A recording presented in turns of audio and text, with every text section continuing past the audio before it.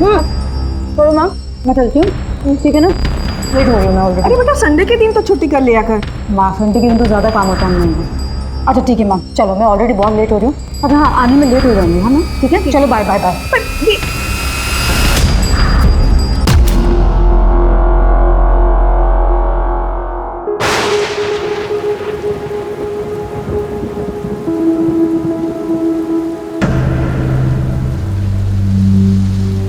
Hello. Hello, happy birthday. Thank you. कैसी रही party?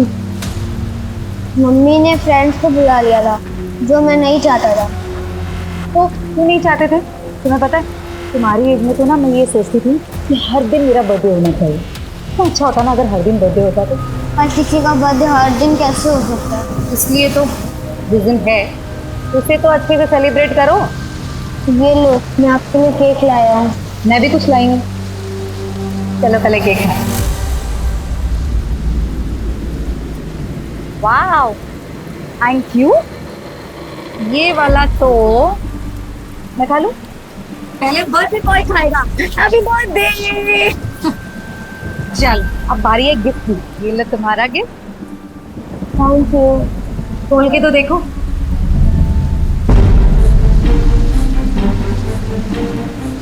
Football. Thank you. फिर thank you से काम नहीं चलेगा, खेलना भी पड़ेगा।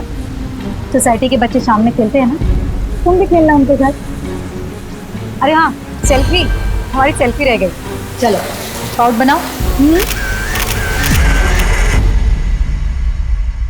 अपने गुनाहों की माफी मांगने का समय आ गया है।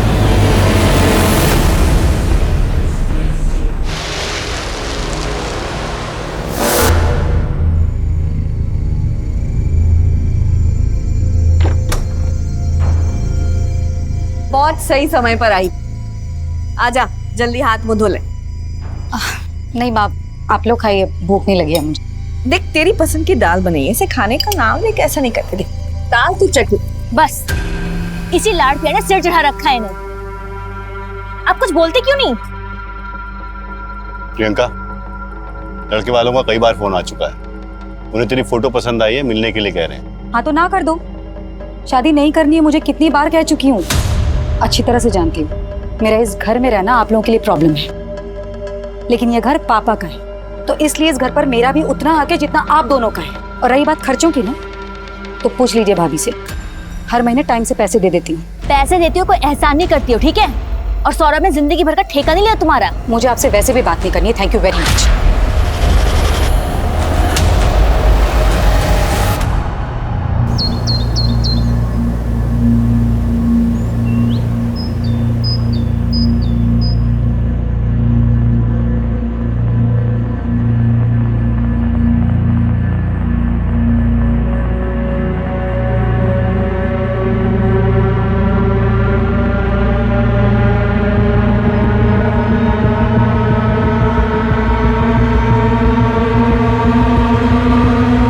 Priyanka, Priyanka,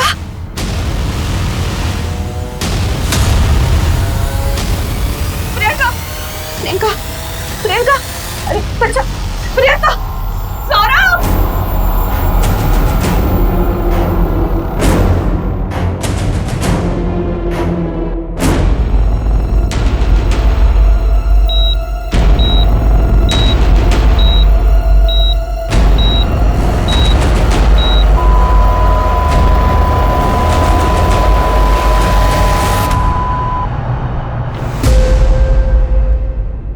doctor, I am sorry, she is no more. क्या? उसे सिर्फ वॉमिटिंग हुई थी। ऐसा कैसे हो सकता है? क्या प्रियंका की तबीयत पहले से खराब थी? नहीं, उनकी तबीयत बिल्कुल ठीक थी। माइट भी हार्ट अटैक आया हो। मेरी बहन सिर्फ 37 साल की थी, कोई बीमारी नहीं थी उसे। हार्ट अटैक कैसे हो सकता है? देखिए, ये सिर्फ मेरा अनुमान है, बाकी सारी चीजें ऑटोप्सी के बाद ही क्लियर होंगी। ऑटोप्सी क्यों? I think this is a police case. मैंने ऑलरेडी पुलिस को इन्फॉर्म कर दिया है। Excuse me.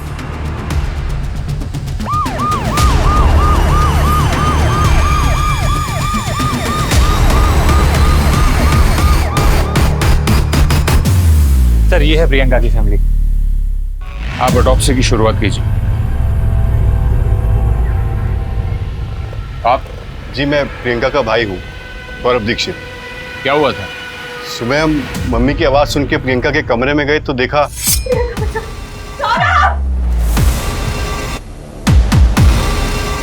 क्या हुआ माँ? ये देखना, कुछ बोल नहीं रही है। प्रियंका, प्रियंका क्या हुआ? प्रियंका, प्रियंका क्या हुआ? प्रियंका उठ। कोयल, तुम डॉक्टर को फोन करो। बाथरूम में? जी। कहाँ रहते आप?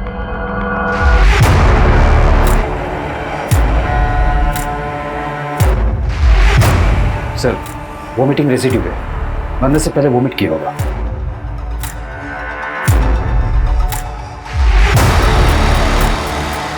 प्रियंका ने कल खाना पूरा नहीं खाया था? नहीं, वो बाहर से खा के आई थी, उसे भूख नहीं थी, पर मैंने उसके कमरे में खाना रखा कि कहीं रात को भूख लगे तो। प्रियंका काम क्या करती थी? रियल एस्टेट एजेंट थी। स्वाति, फॉरेंसिक को बुलाओ। राइट।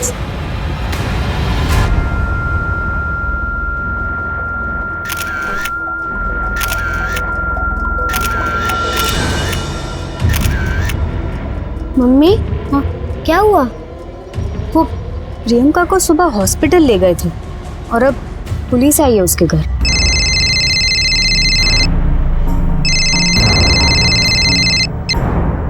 हेलो, क्या? नमस्कार, आदाब। क्राइम पेट्रोल सतर्क के आज के एपिसोड में मैं अनूप सोनी आप सबका स्वागत करता हूं। घाव हमारे जीवन का अभिन्न हिस्सा बन जाते हैं क्योंकि कई घाव दिखते हैं और कई नहीं दिखते। कई बार जो घाव नहीं दिखते हैं वो हमारी आत्मा, हमारी सोच पर ऐसे निशान छोड़ देते हैं जिन्हें शायद हम खुद भी नहीं पहचान पाते। एक 37 वर्षीय लड़की प्रियंका के परिवार को उसका शव उसी के बाथरूम में मिलता है। क्या प्रियंका की मौत नेचुरल थी या फिर प्रियंका की मौत बहुत सारी बातों से पर्दा उठाने वाली थी? सर, पोस्टमार्टम रिपोर्ट के मुताबिक प्रियंका की मौत नींद की गोलियों की हेवी डोज की वजह से हुई। नींद की गोली? जी सर, 10-12 से ज्यादा गोलियां। पहले प्रियंका को वोमिटिंग सेंसेशन हुआ, फिर उसने वोमिट किया, उसे नींद आ गई और विंड पाइप चोक होने की वजह से उसकी मौत हो गई। सर, लेकिन हमें कोई सुसाइड नोट भी नहीं मिला। हमने प्रियंका के बाथरूम की और बेडरूम की जो तस्वीरें ली है उसमें भी कहीं स्लीपिंग पिल्स की बोतल नजर नहीं आ रही। मुझे लगता है कि हमें दोबारा बारीकी से उसके घर की तलाशी लेनी होगी।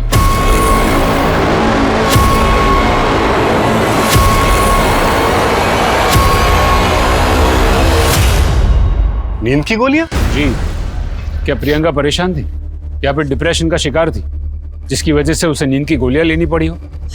मेरी बच्ची को कभी खुशी नहीं मिली, पड़ गई ठंडक तुम दोनों के कलेजे में। मम्मी, आप ये क्या कह रही हैं? सर, वो अक्सर हाँ, प्रियंका तेरा दिमाग तो खराब नहीं है, माँ को डायबिटीज है। सौरभ, वो बस माँ का मन कर रहा था इसलिए लेकर आ गई। सबको पता है इस घर में कि मुझे डायबिटीज है, मरना तो है ही एक न एक दिन, तो खा के क्यों न मरूं? हाँ, कोई मर जाए ना तो 2-4 दिन का रोना होता है, और अगर ये खा के आप बीमार पड़ गए तो सबकी मुसीबतें बढ़ेंगी। वैसे भी एक बोझ कम नहीं है इस घर में। सौरभ, चुप करा तेरी बीवी को। वो गलत क्या कह रही है? 37 की हो गई, कब करेगी शादी? नहीं करनी मुझे शादी। मम्मी को लगता है कि हमें उनसे दिक्कत थी, लेकिन हम तो उनका भला ही चाहते थे। प्रियंका के कमरे में खाने की प्लेट? सर, बताया था ना आपको, वो तो मैं ही लेकर गया था। प्रियंका खाने पे गुस्सा क्यों निकालती है? मन नहीं है। थोड़ा सा खा ले। खा ले।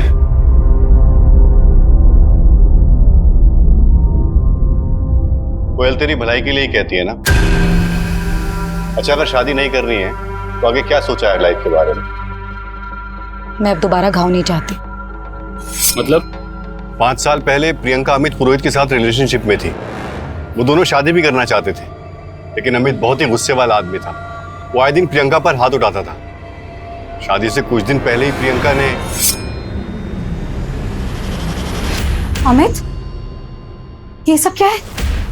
10 दिन बाद हमारी शादी होने वाली हो, तुम ये सब कर रहे हो? शर्म आ रही है मुझे तुम पर। अमित, मैंने तुम्हारी मार तक झेली, लेकिन मैं ये सब बर्दाश्त नहीं करूंगी कभी भी। हमारी शादी का कार्ड दिखाने आई थी तुम,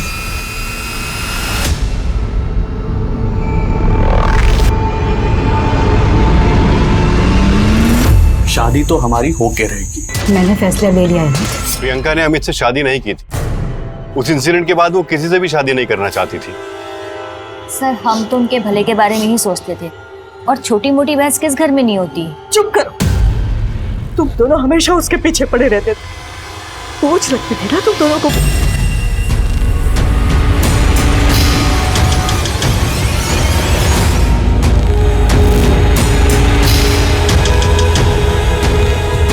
सर ये देखिए नींद की दवाई।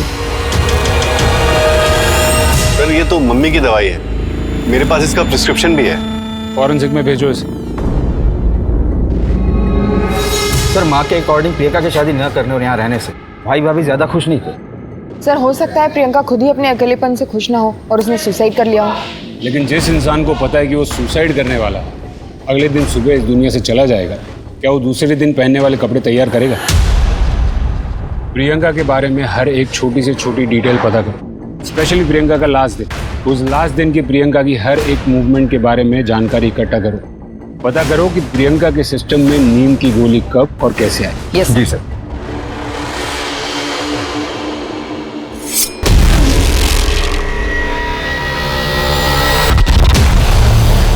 अब प्रियंका मैडम की किसी से कोई खास बातचीत नहीं थी, लेकिन हाँ जय के साथ उनकी अच्छी बनती थी। भाभी अब पता नहीं मनीषा मैडम को क्या प्रॉब्लम थी।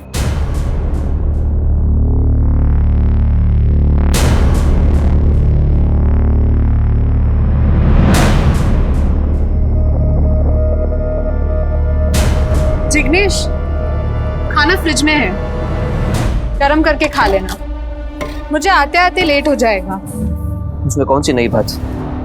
कल भी तो तुम लेट ही आई थी। कल देव के साथ थी ना, पता ही नहीं चला टाइम कहाँ निकल गया। पूछोगे नहीं आज कहाँ जा रही हूँ? आज संजय के पास जा रही। जिसके पास जाना है जाओ, जिसके साथ रहना रहो, मुझे बताने की कोई जरूरत नहीं। अब तुमसे नहीं कहूंगी तो और किसे कहूंगी? बाय।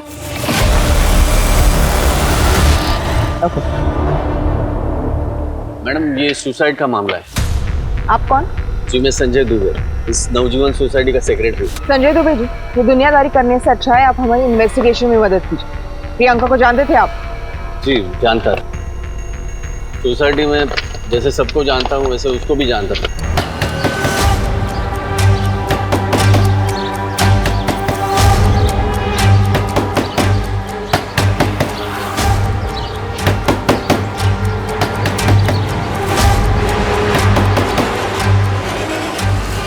अरे सुनो इधर आओ, ये मनीषा कहाँ गई है? मुझे नहीं पता, शायद कहीं गई होंगी मैडम। अच्छा है, वो प्रॉपर्टी का देख लेना। संजय, संजय उठो।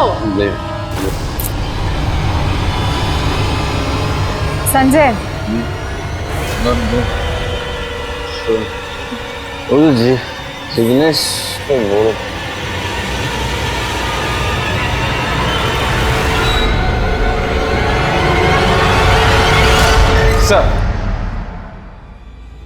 सर ये रही प्रियंका के कॉल डिटेल्स।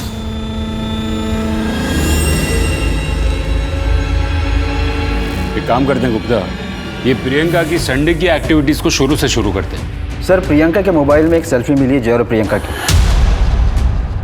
वो फोटो करीब 11:15 पर खींची गई और कॉल रिकॉर्ड के मुताबिक मनीषा जो कि जय की माँ है, उसने प्रियंका को कॉल किया था 11:35 पे। लेकिन ये प्रियंका और मनीषा की तो बनती नहीं थी ना? जी सर। उसके बाद प्रियंका ने अमित पुरोहित, जिग्नेश और मोनिका को भी कॉल किया था और उसके बाद करीब शाम को 7:45 उसने करण को भी कॉल किया और 8:30 बजे के बाद अमित का फोन आया था प्रियंका को। 15 सेकंड ही बात हुई थी। अमित पुरोहित ये वही है ना जिससे प्रियंका की शादी होने वाली थी? जी सर। प्रियंका के कॉल रिकॉर्ड के मुताबिक अमित ने उसे कई बार कॉल किया था और जब मैंने प्रियंका के SMS डिटेल चेक किए तो पता चला कि वो लोग संडे को 12 बजे कैफे में मिलने वाले थे। सर मैंने फुटेज भी निकलवाई, दोनों वहाँ मिले थे सर।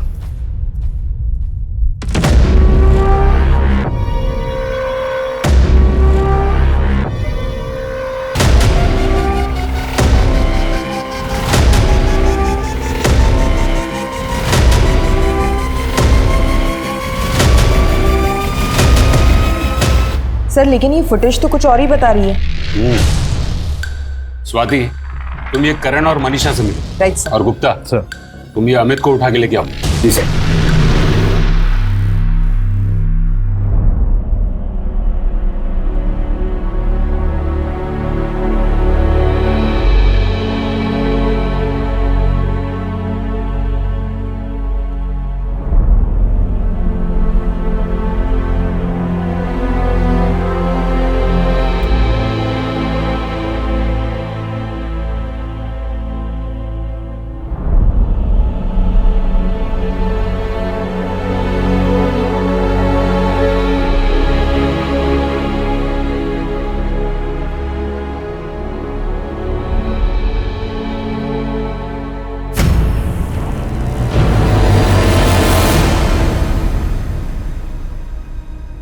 संजय, ये सब क्या है?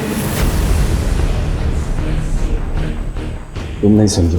तुम समझाओ तो सही, मैं सब समझूंगी।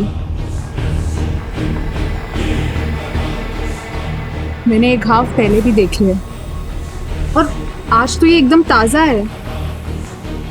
क्या बात है संजय? मैं अच्छा आदमी नहीं हूँ आयशा, मुझसे बहुत बड़ी गलती हो गई। गलती?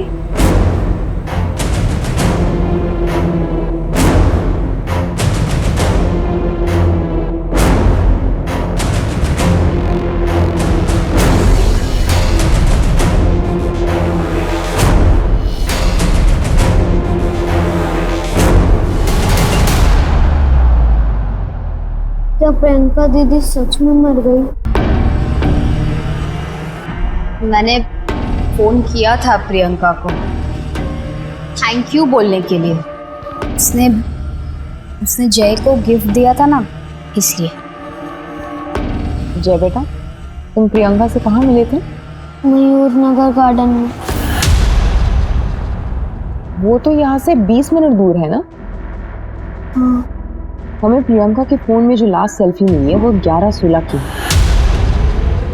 अगर हम ये मान भी ले कि जय वहां से तुरंत निकला होगा, तब भी वो घर 11:40 के पहले नहीं पहुंच सकता। फिर आपने गिफ्ट बिना देखे 11:35 को प्रियंका को कैसे कॉल कर लिया?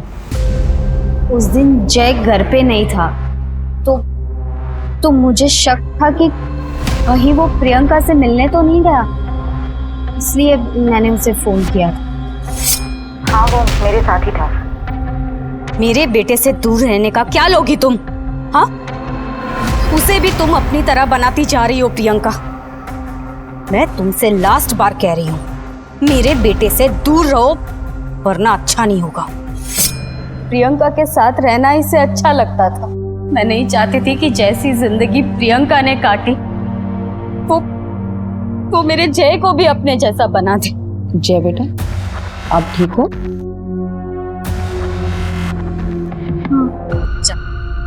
जा अंदर जा, और मैं ना बुलाऊं तब तक बाहर मत आना। 1 मिनट, मुझे जय से कुछ बात करनी है।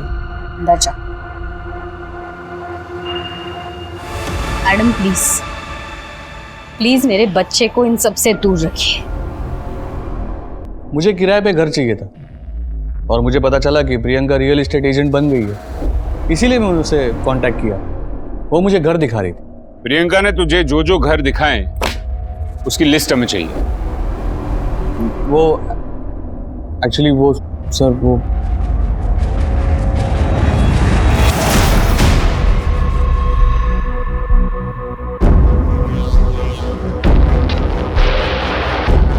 ये कौन से घर दिखा रही है?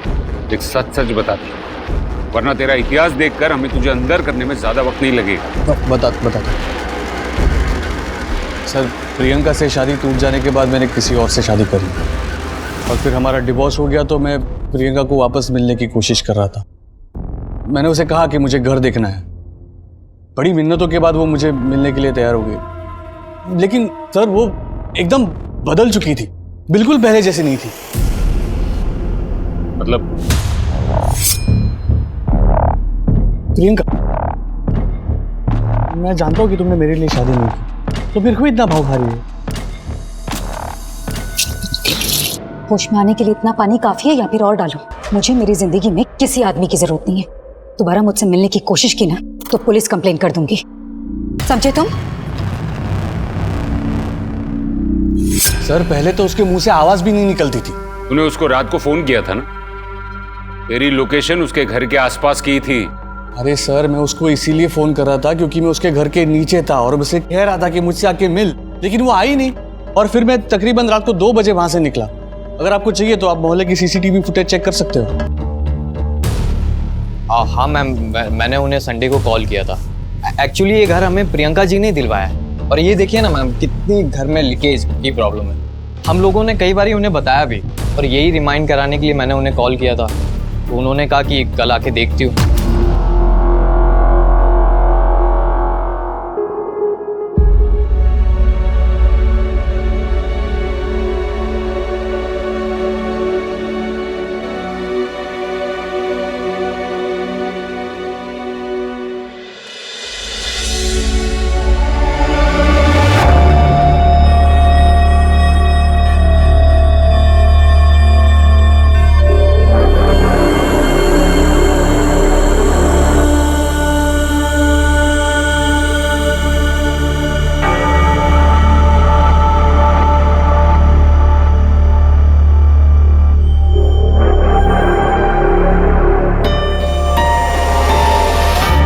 हमारे समाज में शादी करना ही अक्सर सेटलमेंट का रूप माना जाता है। अगर कोई स्त्री या पुरुष शादी नहीं करना चाहता है तो उसे ऐसे देखा जाता है जैसे वो कोई बागी है, समाज के खिलाफ है, समाज में रहने के लायक नहीं। पुलिस को प्रियंका के बारे में ऐसी कई चीजें पता चल रही थी।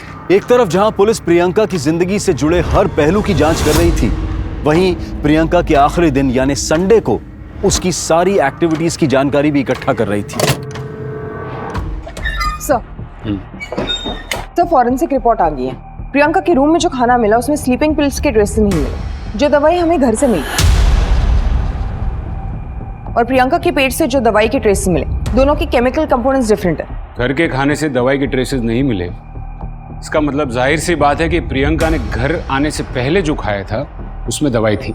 स्लीपिंग पिल्स की असर 1.5 से 2 घंटे में शुरू होती और प्रियंका रात को 9 बजे घर आई। इसका मतलब हमें यह पता करना है कि प्रियंका शाम को कहाँ गई थी, किससे मिली थी, उसने क्या खाया था। सर नवजीवन सोसाइटी की सीसीटीवी कैमरा को चेक किया मैंने। अमित सच बोल रहा है। वो रात को 2:12 तक बिल्डिंग के बाहर ही था, फिर वहाँ से निकल गया। प्रियंका रात को 9 बजे घर में गई, फिर बाहर निकली नहीं। और बाकी लोगों का क्या, जिसे प्रियंका उस दिन मिली थी? इन्वेस्टिगेशन चालू है सर। अपनी टीम्स और अपनी खबरियों को एक्टिवेट करो। केमिस्ट शॉप पे चेकिंग शुरू करो। एक लिस्ट बनाओ कि किसने किसने उस कंपनी की दवाई खरीदी थी। आई नो ये टास्क थोड़ा डिफिकल्ट है, लेकिन ये केस सॉल्व करने के लिए हमें इसे ही लीड बना के आगे चलना होगा। फिर क्या हुआ संजय? मुझसे बहुत बड़ी गलती हो गई।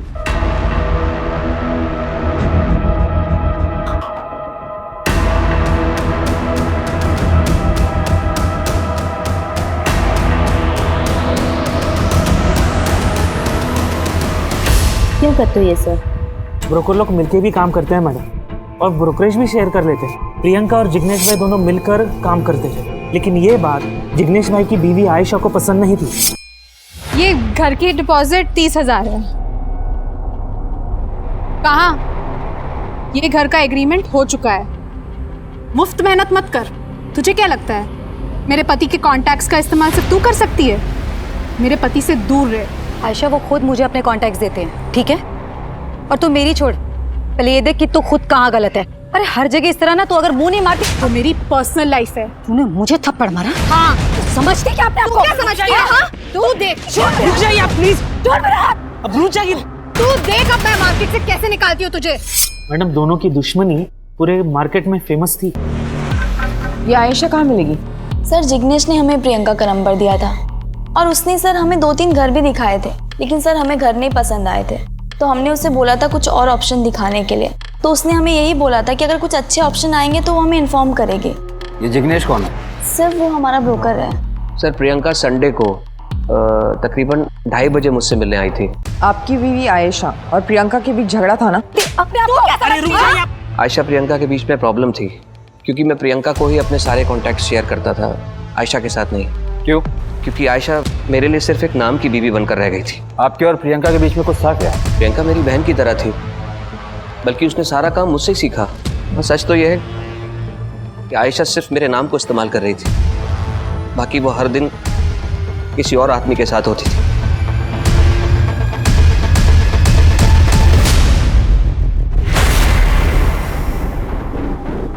सर, ये आयशा की डायरी।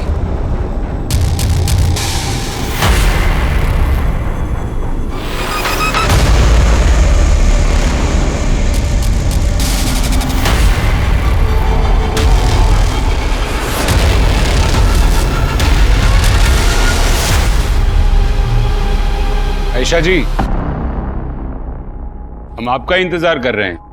मुझे प्रियंका से प्रॉब्लम थी, लेकिन मैंने उसके साथ कुछ भी नहीं किया। हमने प्रियंका की कॉल रिकॉर्ड्स चेक की। प्रियंका की मौत के पहले आपके और प्रियंका के बीच काफी कॉल्स एक्सचेंज हुए।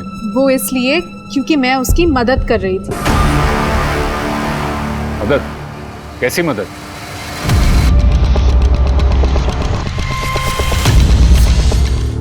क्यों बुलाया तूने मुझे यहाँ? आयशा, मुझे तुम्हारी हेल्प चाहिए। मेरा पति तेरी इतनी मदद कर रहा है, वो काफी नहीं है तेरे लिए? और अब तुझे मुझसे क्या चाहिए? आयशा, संजय ने जय का रेप किया है। संजय ने जय का रेप किया? इसमें मैं क्या कर सकती हूँ? पुलिस के पास जाओ। आयशा, जय वो बेचारा बच्चा बहुत गुमसुम है इस समय, बहुत डरा हुआ है। इनफैक्ट उसने ये सारी बातें अपनी माँ से भी नहीं बताई हैं। मैं अच्छी तरह जानती हूँ कि तुम्हारा संजय से मिलना जुलना है। प्लीज आयशा, तुम किसी भी तरह संजय से ये सारी बातें कन्फेस करा दो। बहुत कोशिश के बाद संजय ने मेरे सामने कन्फेस किया और मैंने उसका वीडियो बनाया। अच्छा, मैं उस दिन नशे में था। डोरबेल बजी, मैंने दरवाजा खोला और सामने जय था। वो अपनी बॉल लेने घर आया था। मुझसे बहुत बड़ी गलती हो गई। मैंने जय का रेप किया है। कहाँ है वो वीडियो? मैं वीडियो बना पाई उसके पहले ही प्रियंका की मौत हो चुकी थी, इसलिए मैंने वो वीडियो सौरभ को दिया था। मुझसे बहुत बड़ी गलती हो गई। मैंने जय का रेप किया है।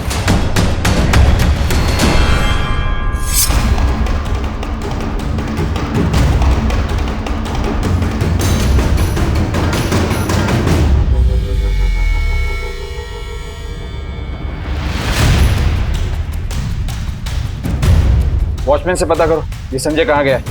Right sir.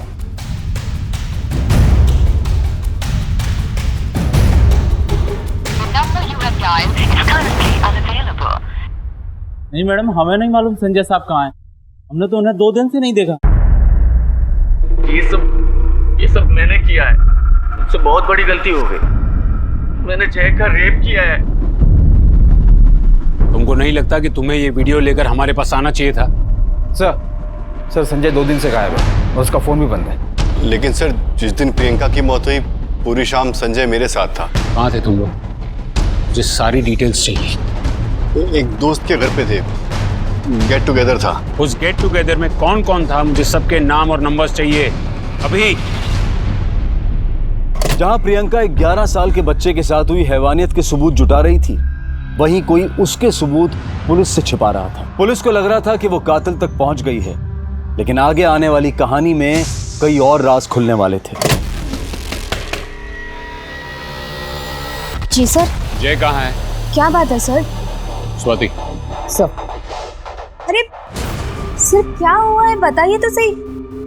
जय घर पे नहीं है, वो अपने नाना के यहाँ गए हैं। कहाँ रहते हैं आपके पिता? यहाँ पास के मोहल्ले में।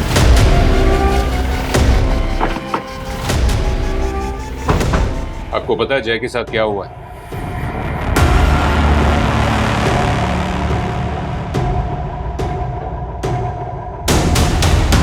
आपको पता है जय के साथ क्या हुआ है? सर, मुझे तो उस दिन पता चला जिस दिन जय मेरे यहाँ आया था। पापा ये आप क्या कह रहे हैं? मुझे कुछ समझ में नहीं आ रहा। जय ने मुझे सब कुछ बताया था कि उसके साथ क्या क्या हुआ था।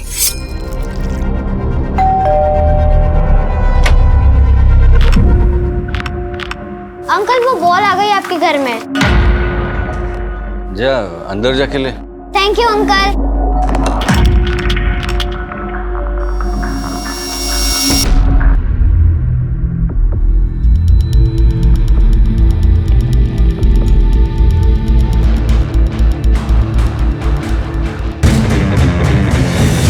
नजर से मेरा बेटा गुमसुम रहने लगा था। हाँ, और प्रियंका उसकी मदद कर रही थी, लेकिन उसके मौत के बाद पापा आप सब कुछ जानते थे, फिर भी आपने मुझे कुछ नहीं बताया। क्यों पापा, क्यों? क्या पसंद है आपको? नवाज किस?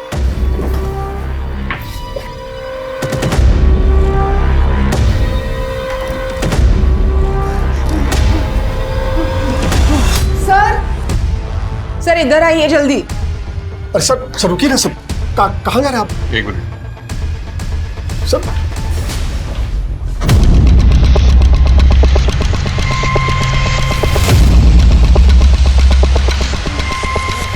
इसका मुंह खोलो। गलती हो गई। उस गलती के लिए मैंने बार बार प्रायश्चित भी किया है सर। अब कानून के हिसाब से अपने गुनाहों का प्रायश्चित कर।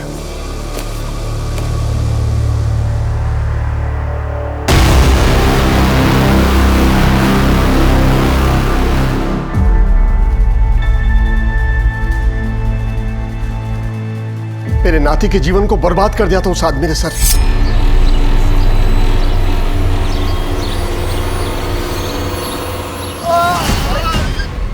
अरे मैंने कहा था आपको, मार्केटिंग के बाद सीधा घर चलते हैं। क्या हुआ क्या है इनको? सर का बीपी लो हो गया है।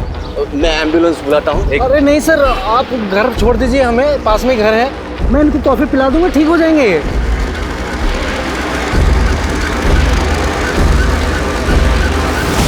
सजा देने के लिए कानून है। आपको हमारे पास, पुलिस के पास आना चाहिए था। आपके सभी दोस्तों ने और संजय ने ही हमें बताया कि आप किस टाइप के गेट टुगेदर करते हैं। संजय को बचाने के लिए तुमने वो वीडियो छुपाया ना? मैंने वो वीडियो इसलिए छिपाया क्योंकि अगर ये सारी बातें बाहर निकलती तो मेरी बहन की बातें भी बाहर निकलती। क्या मतलब? अमित से रिलेशनशिप टूटने के बाद प्रियंका का रिश्तों पर से विश्वास ही उठ गया था। वो लोगों से सिर्फ फिजिकल रिलेशन बनाती थी। एक वो रहता है,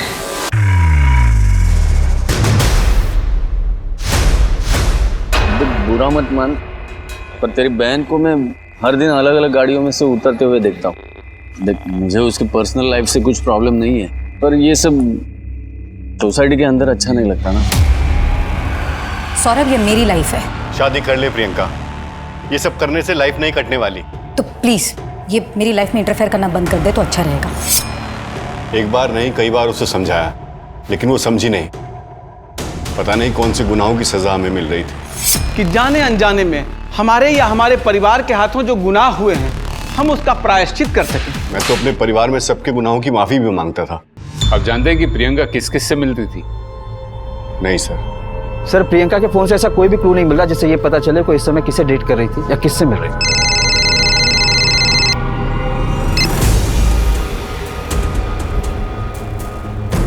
ठीक है, उसे पुलिस स्टेशन भेज दो। सर, हम लोग हमेशा मंथ एंड में स्टॉक चेक करते हैं, तो पता चला कि हमारे स्टॉक में स्लीपिंग पिल्स की एक बोतल गायब हुई थी। चिंटू खबरी ने बताया था इस केस के बारे में। आपको पता है ये काम कौन कर सकता है? इसमें है।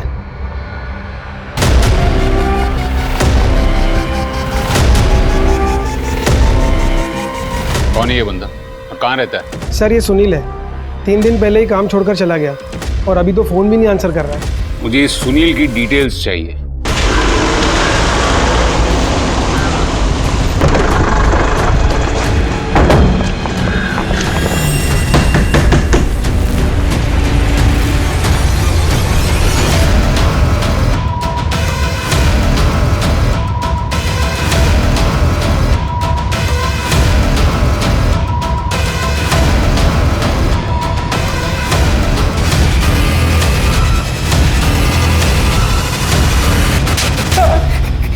बताता साहब, उसने मुझे 15,000 दिए थे उस आदमी ने साहब। किसने? मैं नहीं जानता उसे सर, मुझे पैसे की बहुत जरूरत थी, इसलिए मुझे वो दवाई दे दी साहब। दवाई दे।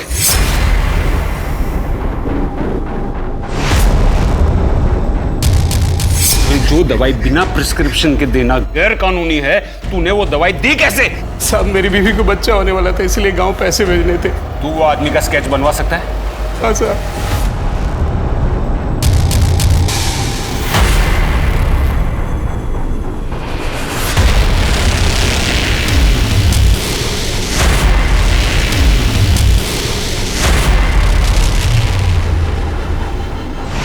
ये कैसे हो सकता है? गुप्ता सर, गिरफ्तारी के पहले हमें कुछ सबूत इकट्ठे करने होंगे।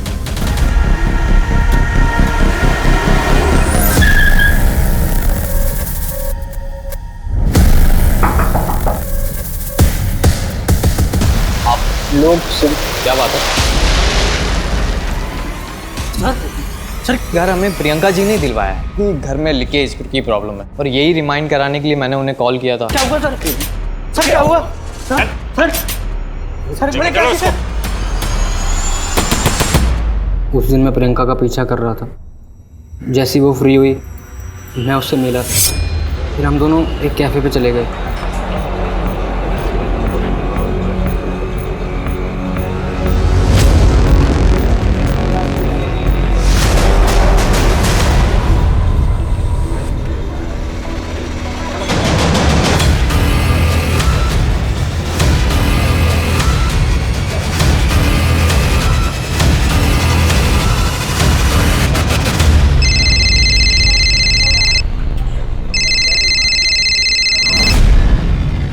प्रियंका जी, वो समीर आपके साथ है क्या?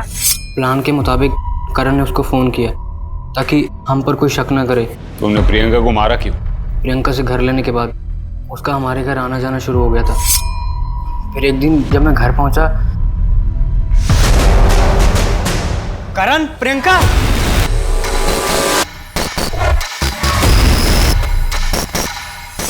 वो हम दोनों के साथ थी, पर उस दिन के बाद तो क्या प्रॉब्लम है? अरे तुम्हारी एज के लड़कों को तो ये सब एक्सपीरियंस चाहिए होती है। ये आप कैसी बातें कर रहे हैं? हम दोनों एक साथ, आप किस? नहीं है पॉसिबल। ठीक है, फिर घर खाली करवा दूंगी, भटकते रहना यहाँ से वहाँ। ऐसे मत करना, हमारे एग्जाम्स आने वाले हैं, हमारा करियर दाव पे लग जाएगा। सिर्फ करियर नहीं, तुम दोनों की पूरी जिंदगी बर्बाद हो सकती है अगर मैंने ये बात तुम दोनों के घर वालों को बता दी तो। जैसा बोलती हूँ वैसा करती जाओ। तुम दोनों मुझे खुश रखो और मैं तुम दोनों को खुश रखूंगी। सर, हम उसके हाथ की कठपुतली बन गए थे। हमारा भविष्य खराब हो रहा था सर। उसका मर जाना बेहतर था। तुम्हें कानून का सहारा लेना चाहिए था, कानून उसे सजा देता। तुमने जो किया है ना, उससे भविष्य तो अब भी तुम्हारा अंधकार में ही है।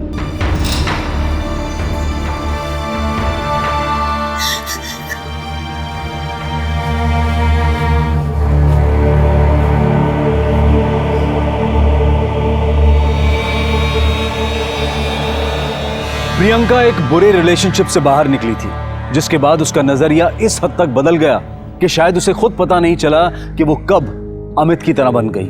अगर आपके साथ कुछ बुरा हुआ है तो उससे सबक लें, ना कि दूसरों के साथ भी वही करें। काफी लोग बुरे रिलेशनशिप का शिकार होते हैं, लेकिन ऐसे में जरूरत है किसी से बात करने की। समाज आपसे और हमसे है।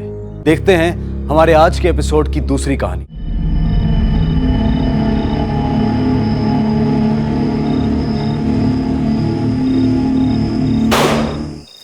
Happy birthday to you.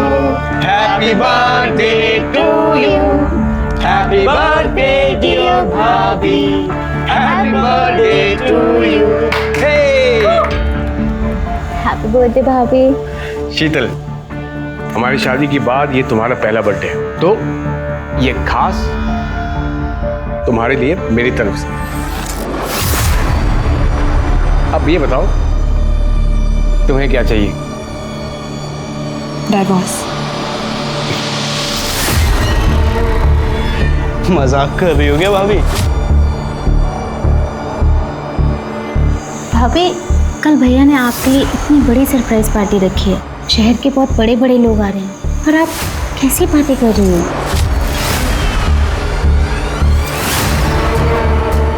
मुझे डाइवोर्स चाहिए, मतलब चाहिए। और अगर ऐसा नहीं हुआ तो आप सब जानते हैं कि मैं क्या कर सकती हूँ।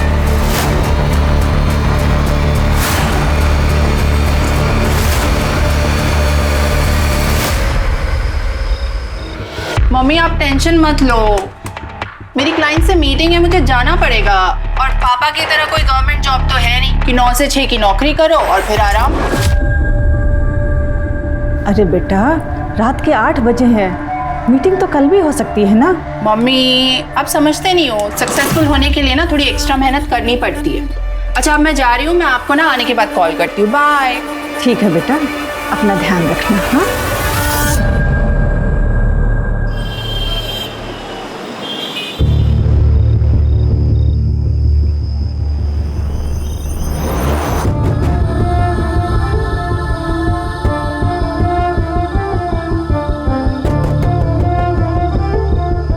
हाय, आई एम मनीष मित्तल। मुझे लगता है हम कहीं मिल चुके हैं। आई विश मिले होते। By the way Maya. Nice to meet you.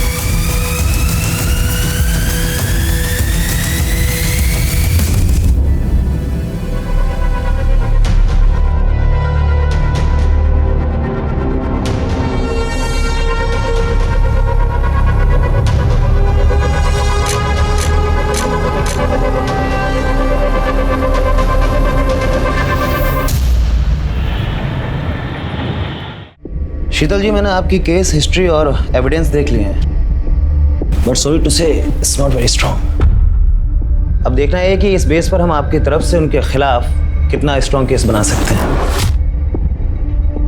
Vijay ji, मैं जानती हूँ इतना सब काफ़ी नहीं है, पर मुझे किसी भी हालात में डिवोर्स चाहिए। मैं बस उस कैद से छुटकारा चाहती हूँ, प्लीज़। ओके, कुछ करते हैं।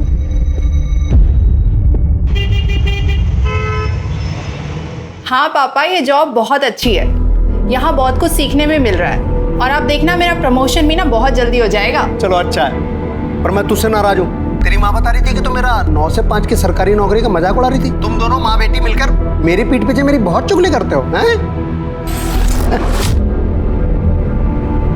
मैं आप दोनों को बहुत मिस कर रही हूँ। अच्छा मम्मी, वो मैंने पैसे भिजवाए थे, आपने चेक किए ना? हाँ, मिल गए। बस इसी तरह तरक्की करती रहे और तेरा काम अच्छे से चलता रहे। जैसी टाइम मिले मिलने आ जाना। हाँ, बहुत जल्दी आऊंगी।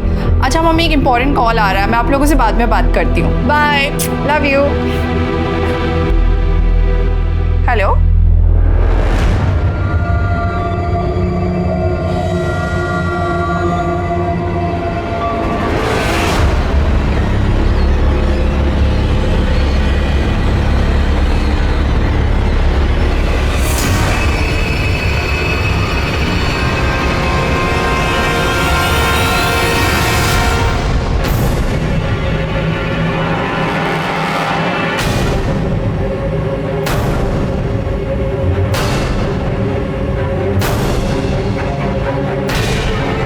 Raghu,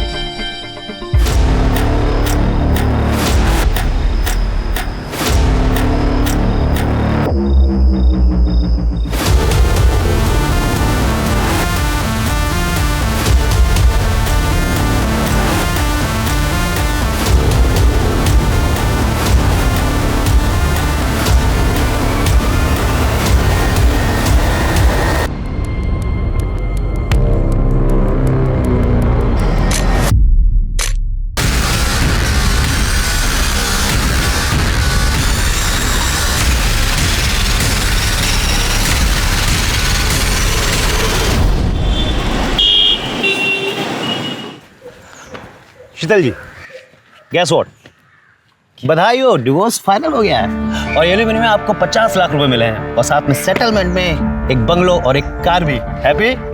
yes. Thank you so much Vijay ji, पर मेरी आज़ादी के आगे ये सब कुछ भी नहीं है। But still thank you so much, आप नहीं होते ना तो। क्या कर रहे हो? इस चोर ने मेरे पैसे से तेरा घर तो भर दिया है, लेकिन याद रखना ये पैसा तुझे कभी हजम नहीं होगा। छोड़ो। हेलो मिस्टर, क्या हो रहा है? क्या हो रहा है? हेल्प! पुलिस! अरे देखो आगे आदमी गुंडागर्दी कर रहा है। भैया छोड़ो यार। छोड़ूंगा नहीं तुझे, मैं नहीं छोड़ूंगा मैं। लेके जा भैया, छोड़ो भैया। शीतल जी, आर यू ओके?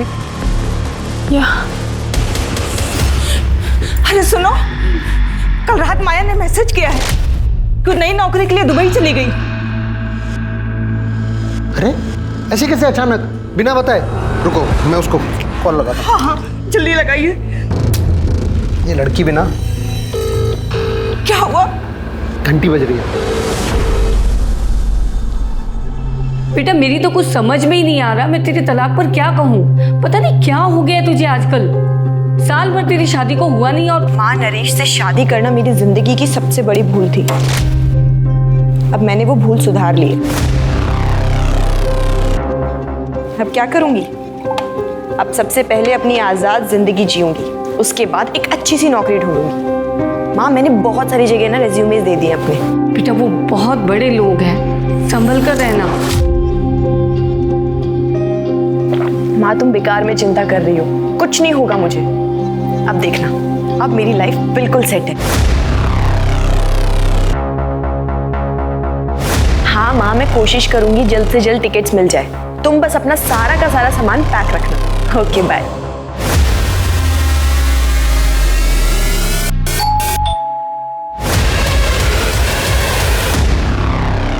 आपका पार्सल है। नहीं, पर मैंने कोई पार्सल मंगवाया ही नहीं है। आप शीतल लादा है ना? हाँ। तो फिर आप पे ये पकड़िए इसको। अरे पर मैंने कोई पार्सल मंगाया ही नहीं है, तो मैं कैसे लूँ इसे? मेरे पास इतना टाइम नहीं है, पकड़िए इसको। अजीब जबरदस्ती है, नहीं मंगाया मैंने।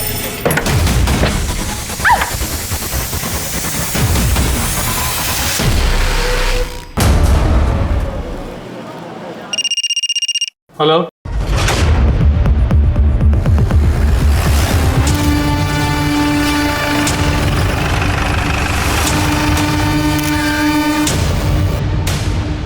सर सेक्सुअल असॉल्ट ऐसा कुछ नहीं लग रहा।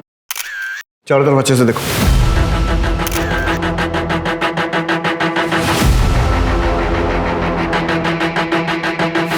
सब जगह से फिंगरप्रिंट लो और आस पड़ोस में पूछताछ करो। देखो पड़ोसियों ने किसी को आते जाते देखा है क्या? सर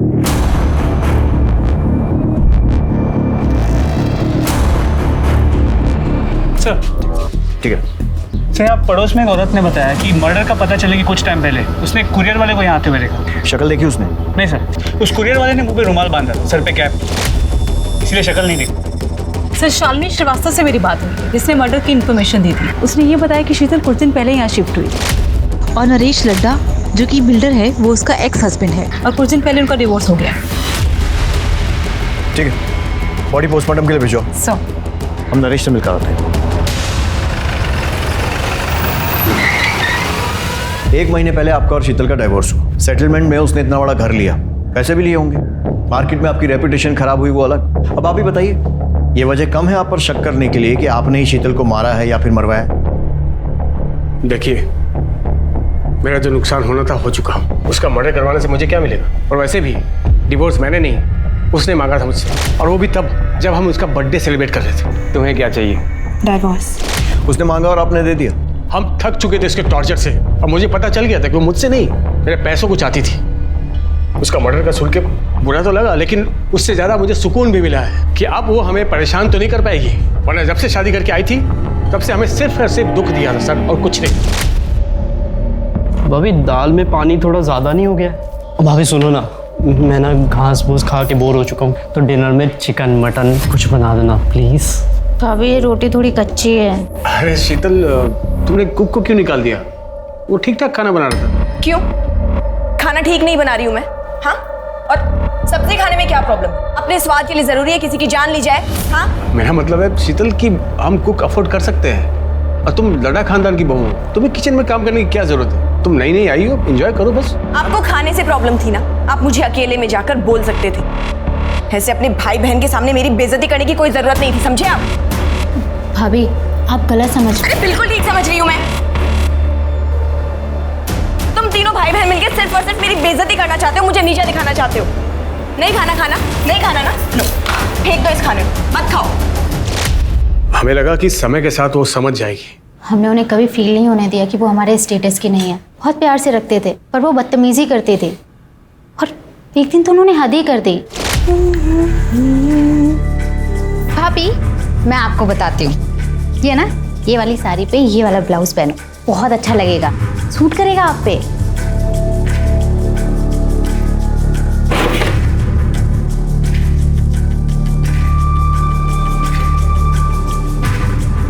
भाभी क्या कर रही हो आप? काट क्यों रही हो? तेरे छूने के बाद में अब मैं इसका पोछा भी नहीं बना सकती। और रही बात फैशन की, तो वो मुझे तेरी जैसी बहन जी से सीखने की कोई ज़रूरत नहीं है, जिसके पास पैसा तो बहुत है पर ओढ़ने पहनने की जरा सी अकल नहीं। आप लोग इतनी शराफत दिखा रहे थे और वो बदतमीजियां करती जा रही थी, क्यों? शायद उनकी नज़र सिर्फ हमारे पैसों पर थे, वरना वो प्रीतम से ऐसी बात नहीं करते। सर को बताओ ना, सर को बताओ। क्या हुआ? भैया वो कुछ महीने पहले की बात है, भैया काम से बाहर गए हुए थे और शीतल भाभी मेरे रूम में आई। जी भाभी, क्या कहा हमें बताइए। कुछ नहीं, वो मैं बोर हो रही थी तो मैंने सोचा तुम्हारे पास आके थोड़ा टाइम पास कर लूं। क्या कर रहे हो तुम? वाओ, कितना सुंदर कॉम्प्लेक्स है। काश ऐसे ही कॉम्प्लेक्स मेरा भी होता। ऐसे हो सकता है अगर तुम चाहो तो। हाँ भाभी, मैं भैया से बात करूँगा। नहीं, भैया को बीच में लाने वाली कौन सी बात है? अगर ये हम दोनों के बीच में हो सकता है तो। उनसे उस दिन बड़ी मुश्किल से मैंने पीछा छुड़ाया। भैया को बताने से डर लगा, इसलिए मैंने दीपा से शेयर किया। वो ये सब चाल चला करती थी। सुना आपने? कितनी घटिया औरत थी। एक तो मैं इस बात से निकल नहीं पाया कि उसने मेरे साथ क्या किया है, क्यों किया, और आप मुझ पर उसके मर्डर का इल्जाम लगा रहे हैं। प्लीज सर, मैं हाथ जोड़कर आपसे विनती करता हूँ सर, हमें परेशान मत कीजिए। हमारा उसके मर्डर से कोई लेना देना नहीं है। सर, अगर ये लद्दा फैमिली सच कह रही है तो शीतल बहुत ही मक्कार और धोखेबाज हो रहा है। मिश्रा, कितने लोगों को जानते हो जो सामने से अपनी गलती मानेगी? वैसे भी ये स्टोरी की एक ही साइड है, शीतल की साइड तो हमने सुनी नहीं है जो उसकी माँ हमें बताई। शीतल बहुत अच्छी लड़की थी और ये शादी भी उसने अपनी मर्जी से की थी। सब कुछ ठीक चल रहा था। मेरी समझ में आज तक ये बात नहीं आई कि उसने डिवोर्स क्यों ले लिया। क्यों ले लिया मतलब? उसने आपको नहीं बताया था? कहाँ बताया, कहाँ मिली वो मुझसे। हमेशा फोन पर ही बात होती थी और जब भी मैं उससे पूछती तो वो यही कहती थी कि वो जो कर रही है सब ठीक है, मिलूंगी तब बताऊंगी। लेकिन उसकी नौबत ही नहीं आई। उससे पहले वो मुझे छोड़कर चली गई। ठीक है, फिलहाल के लिए आप जा सकती हैं, जरूरत पड़ी तो आपसे फिर कांटेक्ट करेंगे। ठीक है सर।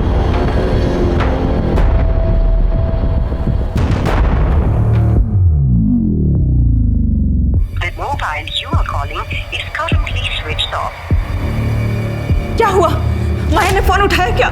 अरे फोन तो तब उठाएगी जब वो नंबर लगेगा, उसका तो फोन ही स्विच ऑफ आ रहा है। क्या हो गया इस लड़की को? 5 दिन हो गए, दुबई से सिर्फ फोटो भेज रही है, यानी कि कम से कम एक कॉल तो कर ले। अरे ये भी तो हो सकता है कि इंडिया का नंबर वहाँ काम ना कर रहा हो और वहाँ का नंबर लेने में टाइम लग रहा हो। एक बार और कोशिश करो। तुम सब ठीक होगा, तुम जाओ, एक गिलास पानी लेके आओ मेरे लिए। सर। हाँ मिश्रा।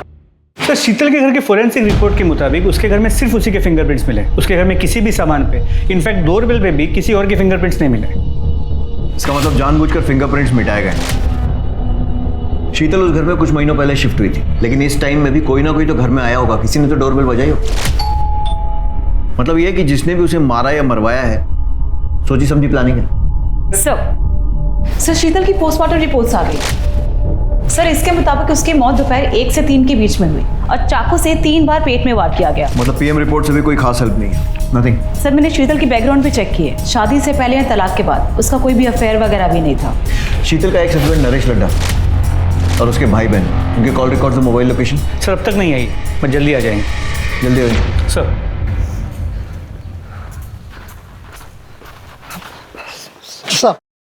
साहब, हमारा नाम वीरेंद्र शर्मा है, हमारी पत्नी उर्मिला शर्मा। सर हम मेरठ से आए सर।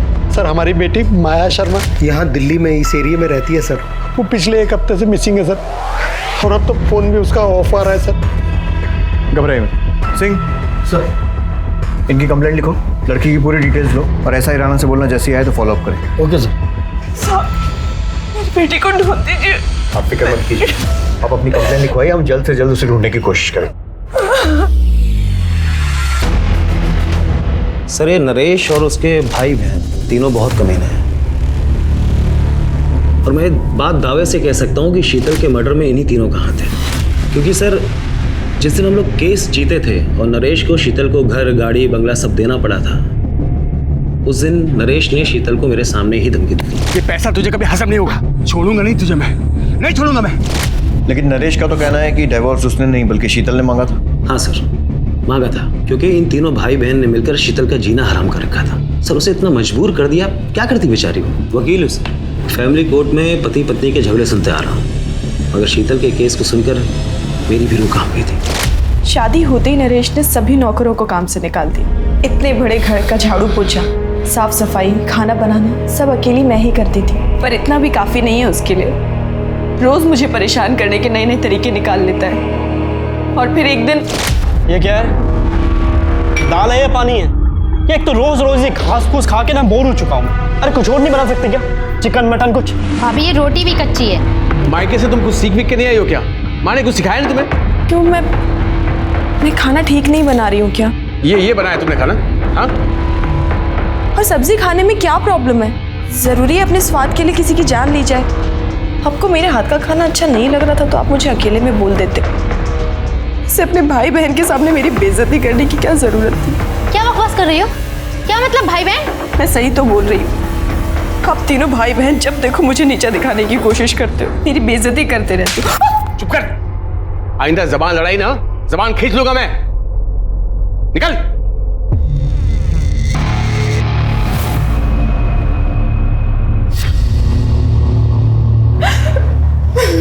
अरे अरे भाभी आप रो क्यों रही हो? हाँ अरे मैं कह रहा हूँ ना, चुप हो जाओ, चुप हो जाओ। ये क्या कर रहे हैं आप?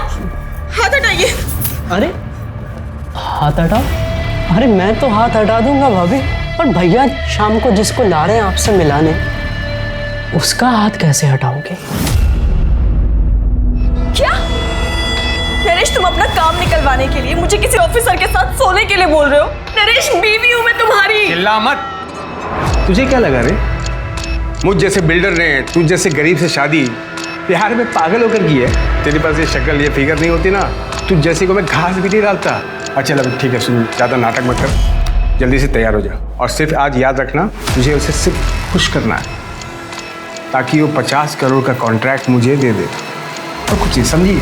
सिंपल है। नहीं, मैं ऐसा कुछ भी नहीं करने वाली। क्या बोली तुम? क्या बोली? भैया क्या कर रहे हो? क्या चाहते हो? ऑफिसर का मूड खराब हो जाए इसकी सूजी हुई शक्ल को देख के, और कॉन्ट्रैक्ट हमारे हाथ से निकल जाए? समझा इसको, जल्दी से तैयार हो जाए, नहीं तो जान से जाएगी।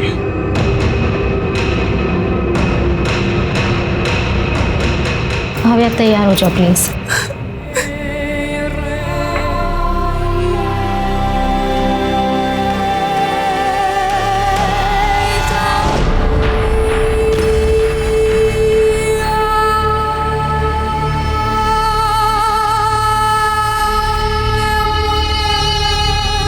Yes, I hope you enjoyed the evening. अरे तू तो मेरी सोने की मुर्गी निकली। देखना ये मुर्गी हमें 1 नंबर बनाएगी, 1 नंबर। एक भी कॉन्ट्रैक्ट मैं किसी और के हाथ लगने नहीं दूंगा। जब तक तू है तब तक हम हैं। नरेश रोज रोज नए नए आदमियों को पकड़ के ले आता है। पति नहीं दलाल बन चुका है वो। मैंने समझाने की कितनी कोशिश की पर सुनने को तैयार ही नहीं। फिर मैंने सोचा कि अगर हमें बच्चा हो जाए तो शायद वो बदल जाए। क्या बच्चा? तेरा दिमाग खराब हो गया क्या? नरेश हमारी शादी को 8 महीने हो गए, अब तो माँ भी बच्चे को लेकर पूछने लगी है। अरे भाड़ में जाए तेरी माँ। बच्चा पैदा करके तेरा फिगर नहीं खराब करना है। मुझे बच्चा नहीं, पैसा चाहिए, बिजनेस आगे बढ़ाना, समझी? पर नरेश मेरी चुप कर, आगे इस बारे में कुछ बात नहीं होगी। चल साइड हट। कुछ सोचो सही, नहीं तो धंधा चौपट हो जाएगा। वो पुलिस वाला पैसे से भी नहीं मानेगा।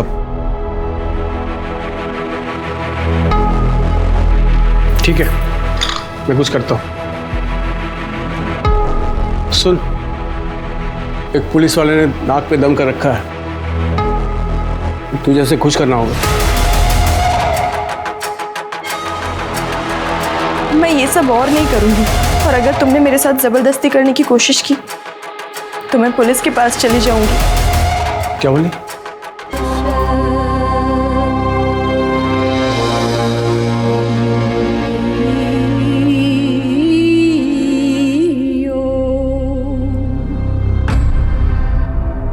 आप प्लीज मुझे जाने दीजिए। मैं ये सब अपनी मर्जी से नहीं करती हूँ। मेरा पति जबरदस्ती मुझसे करवाता है अपने बिजनेस के चक्कर में।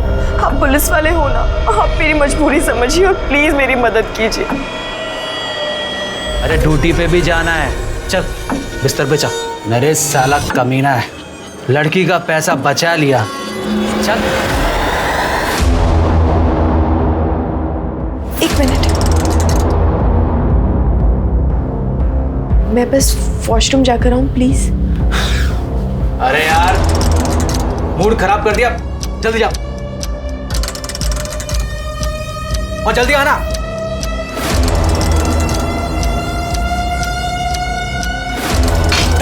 रुक। शीतल ने उस पुलिस वाले के साथ की बातचीत की रिकॉर्डिंग कर ली थी और घर जाकर के नरेश को सुना दिया, जिसमें पुलिस वाला खुद मान रहा था कि नरेश शीतल को मजबूर करता था दूसरों के साथ सोने के लिए। वो रिकॉर्डिंग सुनकर नरेश ने क्या किया? दरअसल उस शाम शीतल का बर्थडे था, तो इन तीनों भाई बहन ने मिलकर उसे सरप्राइज पार्टी दिया। वो लोग उसे इमोशनल यूज करके वो रिकॉर्डिंग डिलीट करवाना चाहते थे, मगर शीतल ने साफ साफ कह दिया कि उसे डिवोर्स चाहिए। वो रिकॉर्डिंग अभी कहाँ है? नरेश के पास। वो इसी शर्त पर डिवोर्स के लिए तैयार हुआ था कि शीतल रिकॉर्डिंग उसे वापस कर देगी और इसकी जितनी भी कॉपियां हैं वो सब डिलीट कर देगी। और अगर देखा जाए तो इस हिसाब से नरेश के खिलाफ कोई भी सबूत नहीं मिलता। उस पुलिस वाले का नाम क्या था? सर वो आप जानते हैं कि मैं बता नहीं सकता, लेकिन शीतल के लिए दुख होता है। कितनी मुश्किल से उसे वो सब चीज़ें मिली थी जिसकी वो हकदार थी। सर उसके कातिल को प्लीज छोड़िएगा। पुलिस के सामने शीतल की दो छवियां आई, लेकिन दोनों एक दूसरे से विपरीत थी। पहली गुस्सैल, बदतमीज, मौका परस्त, जो लाड़ा परिवार ने बताई। दूसरी एक मजबूर, असहाय, पीड़ित औरत की, जिससे उसका अपना पति अपने फायदे के लिए जिस्म फरोशी करवा रहा था। आखिर शीतल का असली किरदार क्या था? क्योंकि उसे समझे बिना इस केस को समझ पाना बहुत मुश्किल था। तो लट्टा फैमिली का बैकग्राउंड चेक किया, पता चला काफी टेढ़े लोग, कंस्ट्रक्शन बिजनेस में है तो काफी ऊपर तक कॉन्टैक्ट्स, कॉल रिकॉर्ड्स में गुंडे, हिस्ट्री शीटर्स, इन सब के नंबर्स, और इनके खिलाफ धोखाधड़ी के केसेस भी रजिस्टर्ड है। मोबाइल लोकेशन चेक की? जी सर, लेकिन 10 तारीख को इनमें से किसी की भी मोबाइल की लोकेशन शीतल के घर के आसपास की नहीं। मिश्रा, ये लड्डा नामी बिल्डर है, तो पॉसिबल है कि ये काम इसने किया नहीं, करवाया हो। इसके लिए इसमें जितने भी गुंडे और हिस्ट्री शीटर है ना, उनको राउंड अप करते हैं, वो बताएंगे कुछ। इंस्पेक्टर, आप प्लीज उस घटिया औरत के लिए हमें परेशान मत कीजिए। उसे हमने नहीं, उसी के किसी यार ने मारा होगा, जिसके लिए उसने मुझसे डिवोर्स लिया था। वो एक नंबर की झूठी, मक्कार और कैरेक्टरलेस औरत थी। वैसे हमारी इंक्वायरी में आपका कैरेक्टर भी कुछ ऐसे ही आ रहा है। और अगर वो इतनी बुरी थी तो फिर घर, गाड़ी, पैसा ये सब देकर सेटलमेंट क्यों करना पड़ा? कोर्ट में प्रूव क्यों नहीं कर पाए? एक्चुअली वो मुझे ब्लैकमेल कर रही थी, एक ऐसी चीज को लेकर जिसे मैं कभी बाहर नहीं आने दे सकता था। और वो चीज उस पुलिस वाले की रिकॉर्डिंग थी जिसके साथ सोने के लिए आपने उसे भेजा था। किस रिकॉर्डिंग की बात कर रहे हैं आप? मैं तो ये फोटो की बात कर रहा हूँ। पता नहीं ये फोटो शीतल के पास कैसे आई और उसने अपने वकील को दे दिया। कहाँ से आई मतलब? आपका कहने का मतलब है कि फोटो फेक है? Did I say that? No, did I say that? Fake है। हाँ, ये सच है कि मैं इस लड़की के साथ सोया था, लेकिन ये फोटो किसने कब खींची और शीतल के पास कैसे आई मुझे नहीं पता। कौन है लड़की? I don't know. मैं एक कॉन्फ्रेंस मीटिंग में गया था, उसके बाद वो लड़की मुझे मिली और वहीं थोड़ी बहुत कुछ बातचीत हुई। उसके बाद उसने मुझे रूम में इन्वाइट किया।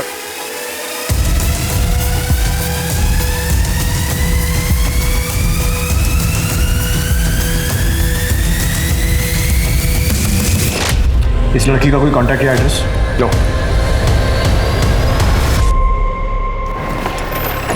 नरेश की बातों से एक अलग ही एंगल है। मतलब शीतल का वकील उसे जितना शरीफ बताने की कोशिश कर रहा है, शायद वो ऐसी है नहीं। मिश्रा, पता फिर वो फोटो में वो लड़की कौन है? वो फोटो खींची किसने है और शीतल के पास वो फोटो किसने भेजी है? ठीक उस वक्त जब डिवोर्स की प्रोसीडिंग चल रही थी। सर सर 2 दिन हो गए कंप्लेन कराए हुए सर। सर हमारी बेटी अभी तक मिसिंग है सर। आपका केस तो ऐसा ही राणा देख रहा है। राणा कहाँ है? सर राणा साहब तो केस के सिलसिले में बाहर गए। आइए आप मेरे साथ, संभल के। एक मिनट दिखाइए।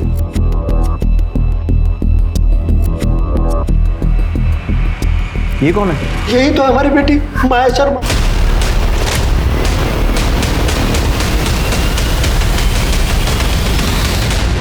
सर हमारी बेटी माया 7 तारीख को नई दिल्ली से दुबई गई थी नौकरी ज्वाइन करने के लिए। ये देखिए साहब, दुबई से फोटो भेजती है पर कॉल करते हैं तो उठाती नहीं है, कॉल बैक भी नहीं करती है। सर शुरू में तो 1-2 दिन हमने इंतजार किया कि फ़ोन करेगी, पर बाद में तो उसका फ़ोन भी स्विच ऑफ हो गया। फिर हम लोग मेरठ पुलिस के पास गए, उनसे कहा तो उन्होंने कहा कि हाँ आप लोग दिल्ली जाइए, क्योंकि वो माया दिल्ली में ही रहती थी। माया दिल्ली में क्या कर रही थी? सर मार्केटिंग में नौकरी करती थी सर। सब कुछ अच्छा खासा चल रहा था। उसने रहने के लिए घर ले लिया था और खर्चे के लिए हमें पैसे भेजती थी। मम्मी वो मैंने पैसे भिजवाए थे, आपने चेक किए ना? फिर अचानक 7 तारीख को उसका SMS आया कि वो उसने नौकरी छोड़ दी है, उसको दुबई में नई नौकरी मिली और इसलिए वो वहाँ जा रही है। जाने से पहले हमसे मिलकर भी नहीं गई। यहाँ पर किस कंपनी में जॉब करती थी? सर ये तो कभी मैंने उससे नहीं पूछा। ठीक है, अभी आप जा सकते हैं।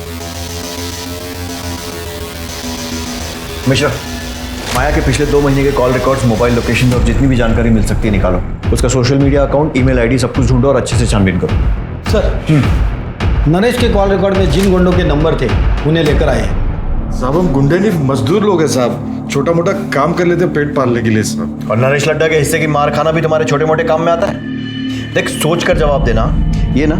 ये भी मजबूर है। जब इसके हाथ में खुजली होती है ना तो 2-4 की हड्डियां तोड़ने के बाद ही ठीक होती है। सोच लो। साहब हम लोग नए सेठ के लिए काम करते हैं। क्या काम? डराना धमकाना, घर खाली करवाने जैसे काम सब। बस इतना ही? सोच के बताना। साहब वो अपने लिए हमसे लड़की मंगवाता है साहब। उसको भी लेकर आए थे?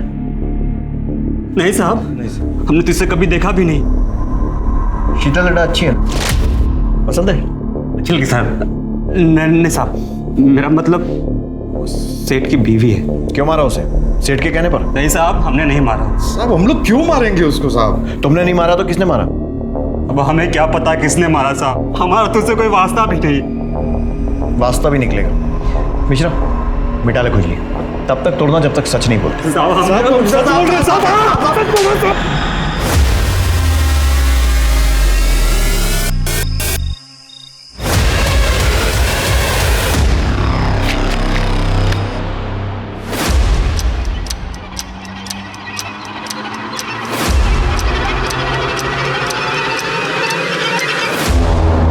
सर माया ने 7 तारीख को दोपहर 2 बजे की दुबई जाने की फ्लाइट की टिकट निकाली थी और 7 तारीख की सुबह 10 बजे उसने ऑनलाइन चेक इन भी किया था। मतलब वो सही में दुबई जा रही थी? देख के तो ऐसा ही लग रहा, लेकिन ना वो एयरपोर्ट गई ना उसने फ्लाइट ली। टिकट लिया, ऑनलाइन चेक इन भी किया, तो फिर फ्लाइट क्यों छोड़ दी? हो सकता है लास्ट मिनट उसका मन बदल गया हो या फिर किसी ने ज़बरदस्ती उसे जाने से रोका। लेकिन दोनों ही केसेस में वो दुबई वाले पिक्चर्स कहाँ से आए जो उसने अपने माँ बाप को भेजे? सर हमने पता किया, वो पिक्चर्स इंटरनेट से निकाले गए और उसके माँ बाप को इसलिए भेजा गया है ताकि उन्हें यकीन हो कि माया दुबई में है। सारे पुलिस स्टेशन में माया की डिटेल्स भेजी? जी sir. Excuse me. Hello, PSA Mishra बोल रहा हूँ। ठीक है सर, फरीदाबाद के पास के जंगल में एक माया से मिलती जुलती बॉडी मिली। बॉडी काफ़ी सड़ चुकी है तो आइडेंटिफाई करवाना होगा। माया के पेरेंट्स को बुलाओ, शिनाख्त। सर हाथ में टैटू है जिससे शायद पहचान हो सके। मेरे बच्चे। मम्मी देखो मैंने टैटू बनाया है। अरे ये क्या नाक शनाप बना लिया है, कितने सुंदर हाथ थे तेरे। मम्मी आजकल का फैशन है, रहने दो, आप समझोगे ही नहीं। कहाँ समझ पाएगी तू, ऐसे हमें छोड़कर चली जाएगी।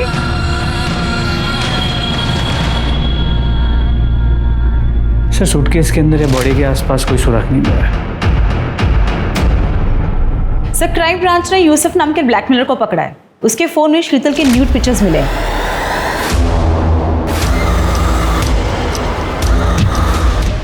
सर ये फोटो मुझे प्रतिम ने सेंड किया था सर। प्रतिम लड्डा? जी सर।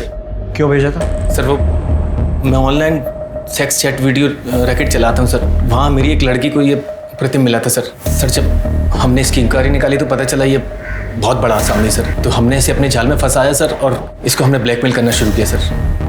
फिर सर ये हमारा ATM बन गया था सर। सर मैं यूसुफ को रेगुलरली पैसे दे रहा था, एक बार पैसे नहीं दे पाया तो उसने बोला कि घर में किसी फीमेल की न्यूड पिक्चर सेंड करना, तो इसलिए मैंने एक बार शीतल भाभी की फ़ोटो खींची चुपके से। वो गमछा मैं जानबूझकर अपने साथ ले गया। मुझे लगा अगर भाभी ने मुझे देख लिया तो उनको लगे कि रघु था। एक ही फोटो भेजी थी और भी भेजी थी? सर एक और भेजी थी। अब जो पूछ रहा हूँ ना उसका बिना पिटे सच सच जवाब देना। नरेश अपने बिजनेस के लिए और कॉन्ट्रैक्ट के लिए शीतल को दूसरे मर्दों के साथ सोने के लिए मजबूर करता था?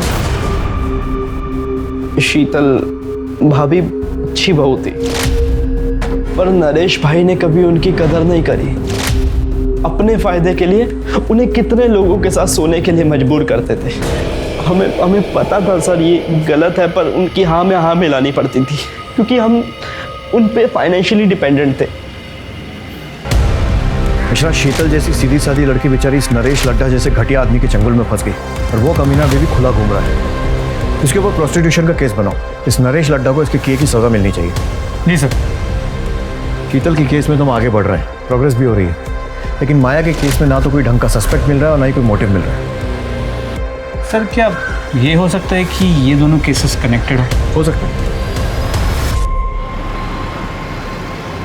सर माया का फोन 9 तारीख को स्विच ऑफ हुआ। माया के कॉल रिकॉर्ड्स में 2 नंबर में, एक किसी अनिल नाम की फोटोग्राफर का है जिसकी पुरानी दिल्ली में फोटो स्टूडियो, और दूसरा नंबर फेक आईडी पे लिया गया जिसके साथ माया की अक्सर लंबी बातें हुआ करती। और सर वो नंबर 9 तारीख से स्विच ऑफ, अब तक ऑन नहीं हुआ है। सर माया ने अपने कार्ड से 6 मार्च को एरोसिटी में एक होटल भी बुक किया था और सर उसने अपने लैंडलॉर्ड को पूरे रेंट के पैसे देके वो रूम छोड़ दिया था, पर उसके लैंडलॉर्ड को उसके दुबई जाने की बात बिल्कुल पता नहीं थी। मतलब उसने दुबई का टिकट बुक कराया था, अपना रूम छोड़ा था, लेकिन शायद वो दुबई गई नहीं। जी सर। सबसे पहले तो इस फोटोग्राफर को उठाओ, पता करते हैं माया और इसका क्या कनेक्शन, और दूसरा ये फेक नंबर, उसकी जो भी इंफॉर्मेशन मिल सकती है, कहाँ से इशू हुआ, प्रीपेड है, पोस्टपेड है, सब कुछ पता करो। सर। आखिरकार माया की पोस्टमार्टम रिपोर्ट से पता चला कि माया को नींद की दवा दी गई थी। 7 तारीख की दोपहर को लगभग 12 से 3 के बीच हुई। जिस दिन माया दुबई जाने वाली थी, क्या कोई ऐसा था जो उसे दुबई नहीं जाने देना चाहता था? क्या कोई ऐसा जिसके राज माया के पास थे? बताता हूँ सर। नरेश और माया की फोटो मैंने माया के कहने पे खींची थी और भी बहुत सारे लोगों के साथ उनकी फोटो मैंने खींची थी। जिसके साथ जैसी भी तस्वीरें खींची है ना, सब पुलिस स्टेशन में जमा कर। एक बात बता, ये काम माया खुद करती थी या किसी के कहने पर? खुद ही करती थी साहब, खुद ही कॉल करती थी, खुद ही सारी डीलिंग करती थी। और पेमेंट? पेमेंट कैश में होती थी, वो खुद ही करती थी। और कभी कभार महेश नाम का आदमी आता था, वो पेमेंट करने के बाद माया से मेरी बात करा देता था। माया के कॉल रिकॉर्ड्स में इस महेश को ढूंढो।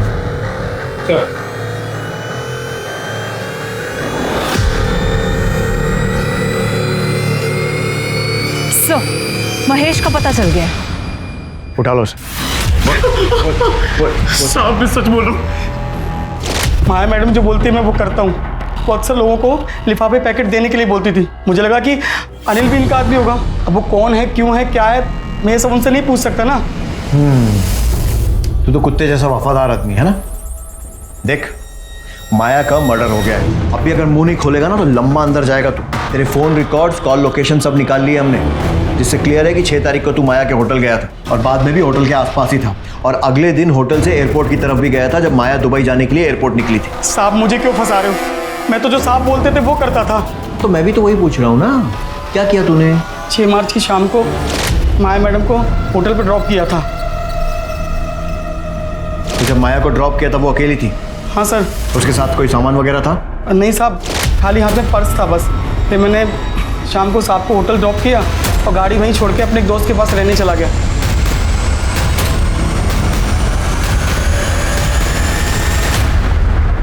साहब ने कहा था कि अगले दिन 4 बजे आ जाना होटल, तो मैं उनको 4 बजे लेने पहुंच गया।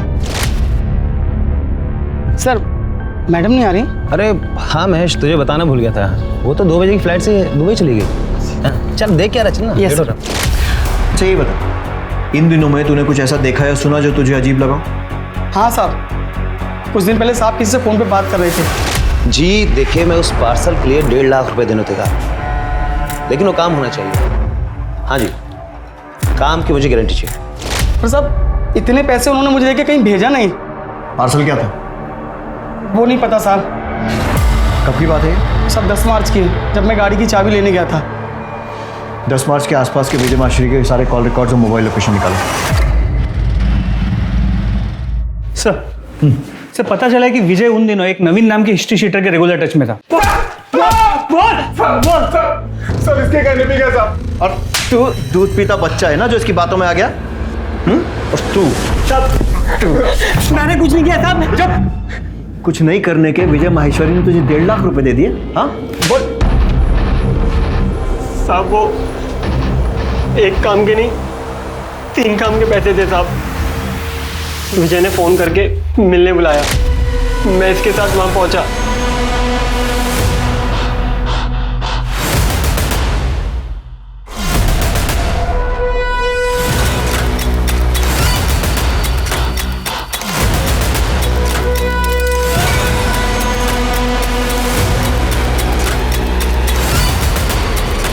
हमने चलती गाड़ी में उसका गला दबाकर उसे मार दिया और थोड़े आगे जाकर सूटकेस को जंगल में फेंक दिया।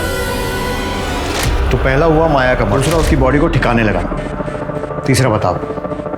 तीसरा शीतल का मर्डर।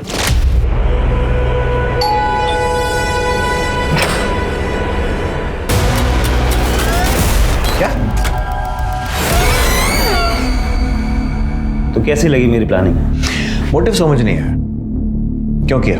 माया से पीछे छुड़ाने के लिए। दरअसल क्या होता है कि जो ये डिवोर्स केस होता है ना, इसमें हम लोग क्लाइंट को ज़्यादा एलिमनी दिलाने के लिए उन्हें नंबर 2 के तरीके से करते हैं, उन्हें कन्विंस करते हैं। उसके बाद इन सब नंबर 2 के तरीकों से ही तो पैसे मिलते हैं ज़्यादा, वरना आप भी जानते हैं कि डिवोर्स के केस में कहाँ इतने पैसे मिलते हैं। और माया वो अपनी मर्जी से काम करती है? अरे नहीं साहब, इतनी आसानी से कौन तैयार होता है। बोला मैंने कि ये सब करने में परेशानी क्या है, किसी के साथ सोना थोड़ी है। उसको ब्रेन वॉश किया, समझाया उसको, तब जाके मानी। और हाँ, शादी की झांसा भी दी। लेकिन उसके बाद एक दिन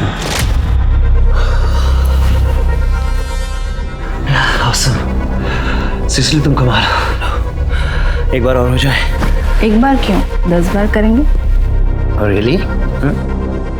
लेकिन उससे पहले तुम्हें मुझे अपनी फर्म में पार्टनर बनाना होगा, अपनी बीवी को डिवोर्स देना होगा और मुझसे शादी करनी होगी। ये क्या बकवास कर रही हो? तो मुझे देखकर या सुनकर लग रहा है कि मैं बकवास कर रही हूँ। शुरू में मुझे लगा कि भूल जाएगी, मगर नहीं साहब, वो तो पीछे पड़ के रह गई। फिर मुझे लगा कि इसका कुछ ना कुछ तो इलाज करना पड़ेगा। तभी सडनली मुझे शीतल के केस से एक आइडिया मिला और मैंने डबल गेम खेला। मैंने माया को नरेश के पास ये कह के भेजा कि इस केस से ना हमें बहुत पैसे मिलने वाले और इतने पैसे कि हम उस पैसे से अपनी नई जिंदगी शुरू कर सकते। और उसके बाद मैंने अनिल से माया और नरेश की फोटो खिंचवा ली और उन फोटो से मैंने शीतल को घर, पैसा, गाड़ी सब दिलवाया। इतना तो मैंने भी एक्सपेक्ट नहीं किया था, तो मैंने भी अपनी फीस बढ़ा दी, जिसकी वजह से मेरे और शीतल में झगड़ा हुआ और उसने मुझे पुलिस की धमकी तक दे डाली। फैमिली कोर्ट में नरेश ने शीतल को सबके सामने धमकी दी थी कि वो उसे छोड़ेगा नहीं। इसी बात का मैंने फ़ायदा उठाया और एक साथ दोनों को ख़त्म करने का प्लान किया, ताकि दोनों केस में नरेश का नाम आए और वो फंस जाए। तो मैंने माया की 7 तारीख की दुबई की फ़्लाइट बुक की, उसका ऑनलाइन बोर्डिंग पास निकाला, ताकि आप लोग जब छानबीन करें तो आप लोगों को माया के दुबई जाने वाली बात सच लगे। अगले दिन होटल से निकलते वक्त मैंने उसकी कॉफ़ी के कप में नींद की गोलियाँ डाल दी।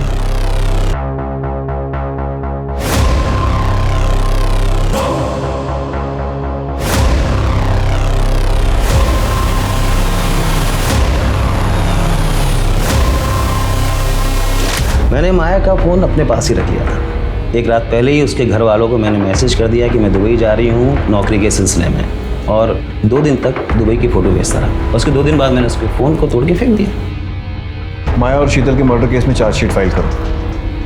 और ध्यान रहे कि फांसी नहीं तो कम से कम उम्र कैद तो होनी चाहिए।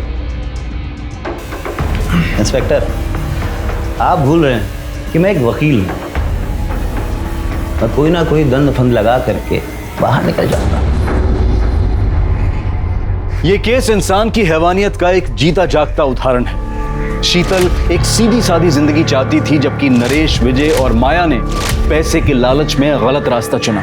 अब मैं अनूप सोनी आपसे विदा लेता हूं, फिर मुलाकात होगी क्राइम पेट्रोल सतर्क में एक और नए केस के साथ। तब तक अपना और अपने परिवार का ख्याल रखें, सतर्क रहें, सुरक्षित रहें और देखते रहें क्राइम पेट्रोल सतर्क। जय हिंद। इस तरह के और भी एपिसोड देखने के लिए हमारे चैनल को सब्सक्राइब करें और बेल आइकन दबाना ना भूलें।